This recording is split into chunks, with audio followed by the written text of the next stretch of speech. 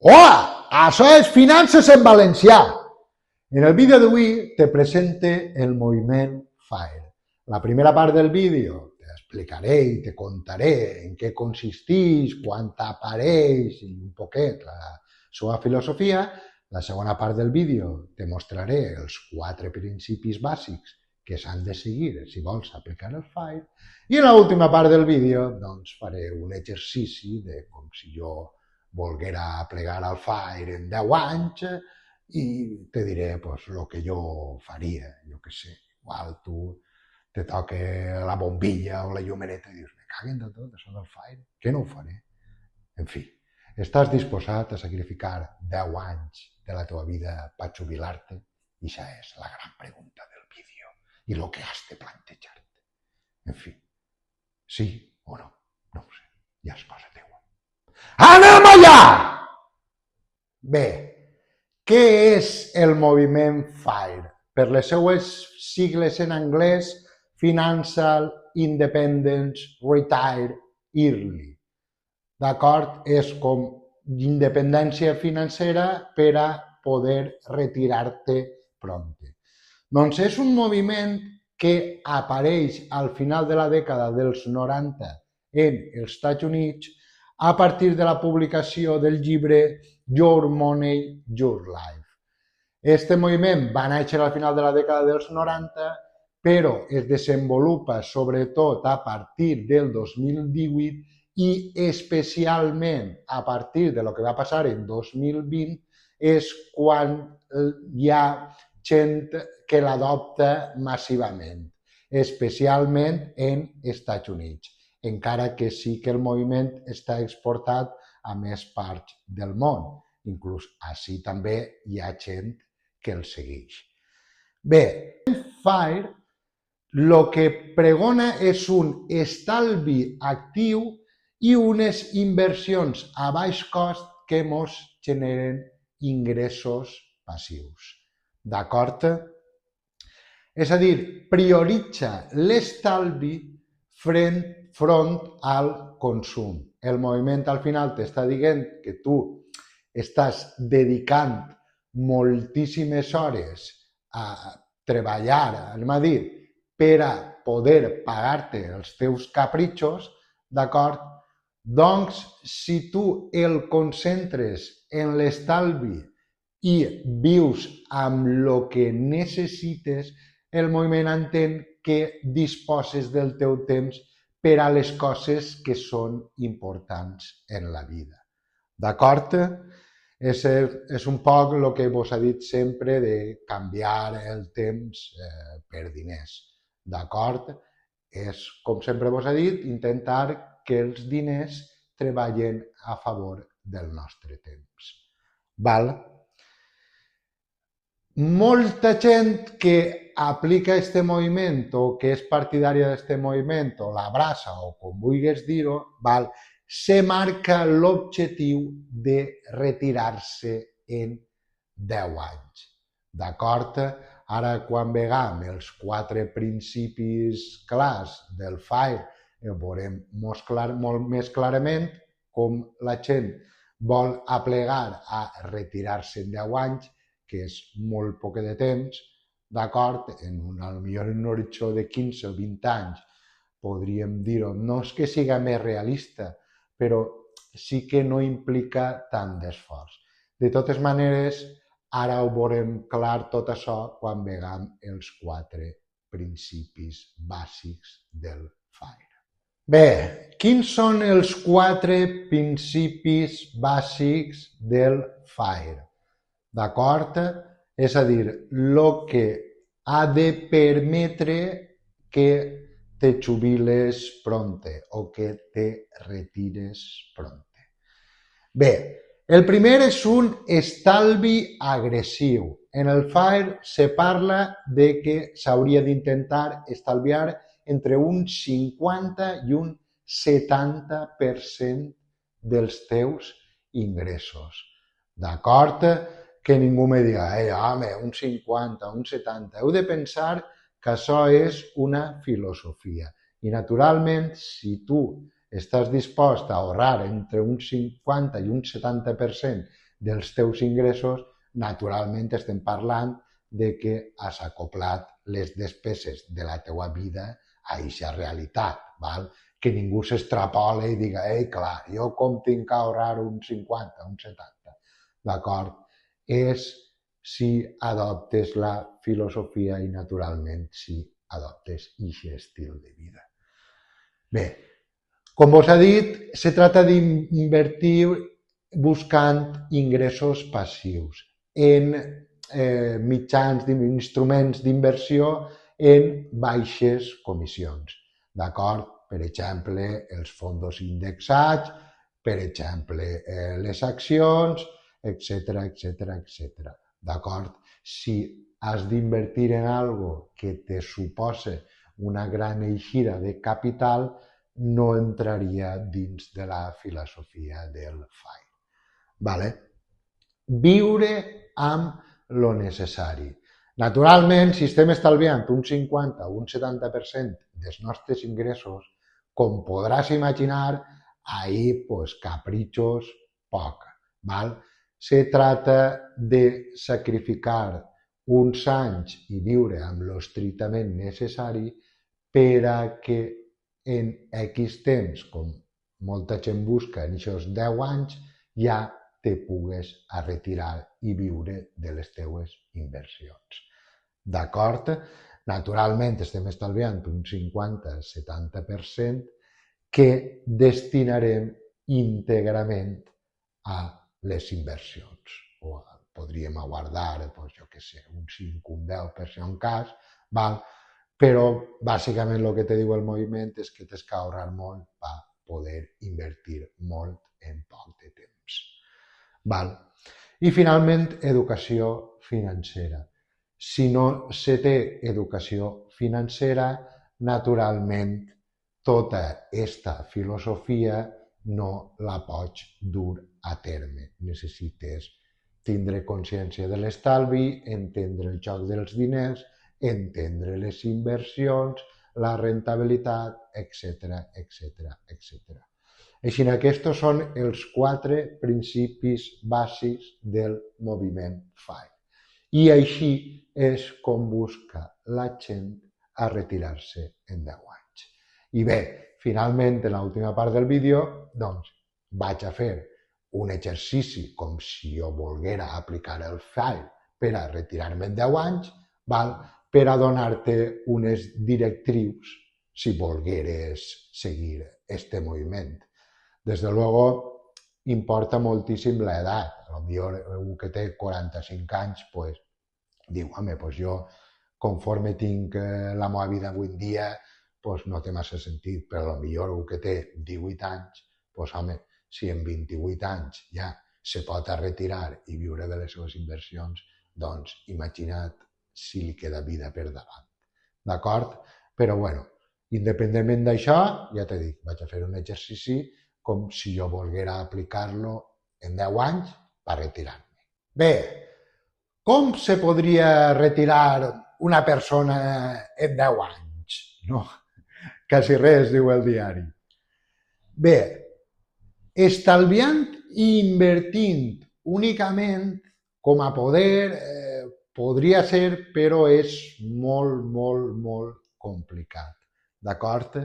Si nosaltres estalviem el 70% de 1.500 euros, tenim 1.050. És suposat que no tenim més diners, val? Que comencem de zero. Aleshores, en 10 anys, per aconseguir 300.000 euros, com veieu en la taula que vos mostre a continuació, que és el que hauríem de tindre de patrimoni per a que ens generara aquests 1.500 euros al mes, necessitaríem un 15%, inclús un poc més, és un 15 com algo, però bueno, per redondejar-te, un 15% de rentabilitat anual. Això és el que necessitaries. Val? És molt difícil, no és impossible, però bueno, molt, molt, molt complicat. Val? Vos he ficat perquè ho vegeu en perspectiva, vale? Si férem aquest exercici 15 anys, només necessitaríem un 5,64% anual. Heu de tindre en clar que així estem suposant que estalviem el 70% dels nostres ingressos, d'acord? Igual estem comptant que sempre cobrarem 1.500, no estem comptant en la revalorització dels salaris, però bueno, hi ha moltes coses que no estic tinguent en compte, però bueno, és perquè se feu una idea. I si ja anàrem a 20 anys, necessitaríem un 1,64%. Val? Vos he ficat els 15 i 20 anys per a que vegeu que no és tant animalà. Val? Estem parlant de que estem estalviant un 70% del nostre sou. És molt. Però se podeu fer una idea que estalviant un percentatge elevat i invertint aquest percentatge en 15 anys, d'acord, ja podríem aplegar a retirar-nos, d'acord? No és tan complicat. Ara, exigeix naturalment un sacrifici molt gran a l'hora de parlar de l'estalvi. Però bueno, si ens centrem en estalviar, invertir i no fer res més, això són els números que més o menys, són aproximacions, necessitaríem. Vale. Què faria jo? Quina estratègia, o si un me diguera a mi, tio, jo vull aconseguir això en 10 anys. Què faria jo? Quina estratègia seguiria? Val. Hi ha 3 pilars que són bàsics així. Un són els ingressos, altres són les despeses i l'altre, naturalment, són les inversions. Respecte als ingressos, naturalment, el primer que diria jo és tot el que no necessites, que tingues per casa, que no gastes, el que siga, tot o a la POP o a puestos d'estos de segon mà. És important que entengueu que estem parlant de 10 anys, que anem a tindre el foco ahí, que anem a viure pa d'això, pa quan passen aquests 10 anys poder jubilar-nos o poder retirar-nos, val? Aconseguir la llibertat financera o la independència financera. D'acord? Així que ho vendria tot en Wallapop i així sí, encara que pariga contradictori en el que t'està dient el FAIR, però aquests 10 anys, si pots fer totes les hores extres que pugues, o si pots tindre un segon curro, o si pots generar ingressos, ara bé, en inversions molt xicotetes, com per exemple fer una web que te costa 50 euros i te pot generar ingressos passius, d'acord? Doncs és el que hauríem d'intentar respecte als ingressos, és a dir, intentar ingressar el màxim que puguem durant aquests 10 anys, sempre pensant en que volem ingressar quan més millor per poder ahorrar quan més millor i invertir quan més millor. Pel que fa a les despeses, així no t'escapes. Així sí que tindries que fer clarament un pressupost, analitzar exhaustivament el que te gastes mensualment per a poder ajustar-ho al nostre objectiu d'estalviar mínim un 50, val? Quan més, millor, però bueno, jo diria que mínim un 50% dels nostres ingressos. Val? I naturalment, encara que si no ho feu ningú, s'ho passeu pel forro tots, no me demaneu la plantilla, etcètera, però així no hi ha tutia. Si volgueres aplicar el FAIR, hauries de controlar exhaustivament les teues despeses, mitjançant la plantilla que te vaig mostrar, aplicacions del mòbil, el que tu vulguis, però vamos, això sí que és impepinable. Tens que pressupostar quin és el teu cost de vida mensual per ajustar-te al teu estalvi i tens que portar un control diari absolut d'eixes despeses per a no passar-te, naturalment. I finalment, en les inversions, si jo tinc qualsevol remanent, lo típic, tinc 5, 10, 15.000 euros, no sé què fer en ells, val, doncs anem a dir que tenim 5.000 euros, per dir alguna cosa, pues el 10% no se la guardem i el 90% ja l'invertiríem. On invertim? Este me lo de sempre. A mi, com sabeu, sense ser una recomanació d'inversió, que t'ho dic sempre, però m'agrada molt el robot baixor de fondos indexats. I este robot és molt bo perquè quan passe el temps que nosaltres ja hem aplegat al FIRE, no? Hem aplegat a tindre el patrimoni que ens generen les rentes passives que necessitem mensualment i podem deixar-nos de treballar. Doncs el robot baixor té una opció que tu li pots dir paga'm 1.500 euros al mes. I el robot baixor te'l paga. Per què és això interessant? Perquè, no sé si sabeu, la regla del 4%, però vos l'explico rapidet, la regla del 4% el que vol dir és que una vegada tu ja has fet un patrimoni que venent part d'aquest patrimoni anualment tu ja pots viure d'això, que se diu que està en el 4%, d'acord, és el que tu has de vendre anualment, és a dir, un 4% del teu patrimoni per a generar-te les rentes anuals necessàries per a viure. Pues en els robot baixos és més fàcil encara. Tu li dius, paga'm tots els mesos 1.500 euros i t'olvides. D'acord? I després jo ficaria el 90% de totes les meves inversions en els fondos indexats i un 10% me la guardaria per les criptos. I d'aquest 10%, com sempre vos dic, el 90% d'aquest 10% a Bitcoin. I la resta, l'altre 10% d'aquest 10%, d'acord, doncs el destinaria a altres criptomonedes. Naturalment, sé que el que m'aneu a dir és que ja vos conec, ja sé que és que estàs venent molt la moto, tu flipes, tu tal i que Pasqual. Bé, el FIRE està ahí. El FIRE n'hi ha gent que l'ha aconseguit. Cada vegada n'hi ha més gent que se'n va a viure al camp en 4 gallines i deixa la seva vida i sobreviu. D'acord? El que està sí clar és, tu estàs dispost a sacrificar 10 anys de la teua vida per poder jubilar-te? I aquesta és la pregunta.